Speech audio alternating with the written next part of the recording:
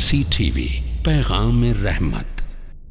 رسول اللہ صلی اللہ علیہ وسلم اپنے نواسے سیدنا حسن اور سیدنا حسین رضی اللہ تعالی عنہما، ان کے لیے کبھی کبھی دم کر دیا کرتے تھے۔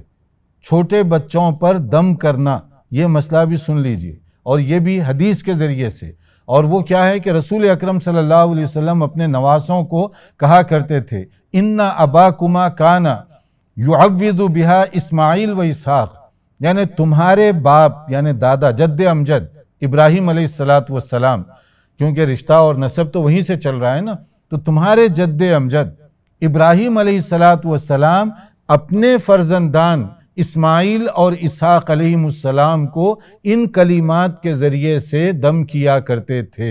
ذرا دیکھیں یہ دم میں کتنی برکت ہوگی کہ یہ دم حضرت ابراہیم سے چلا آ رہا ہے، اور اس کو نبی صلی اللہ علیہ وسلم نے بھی قبول فرمایا، اور آپ اپنے نواسوں کے لیے یہ پڑھا کرتے تھے کلمات۔ اور وہ کیا ہیں دم کے کلمات؟ اعوذ بکلمات اللہ التامۃ من کل شیطان وہامۃ ومن کل عین لامہ، کہ میں اللہ تعالیٰ کی مدد طلب کر رہا ہوں شیطان سے بچنے کے لیے، شیطان کے شر سے بچنے کے لیے، اور زہریلی جانور یا زہریلی چیز یا ہر وہ چیز جو ضرر رساں ہو، کوئی بھی چیز ہو سکتی ہے جس سے انسان کو نقصان پہنچنے والا ہو، اور اسی طرح سے ہر وہ آنکھ جو نقصان پہنچانے والی ہو، جس کو ہم کہتے ہیں نا نظر بد، ایول آئی، کہ دم کرنا دم کروانا، یہ دونوں چیزیں درست ہیں۔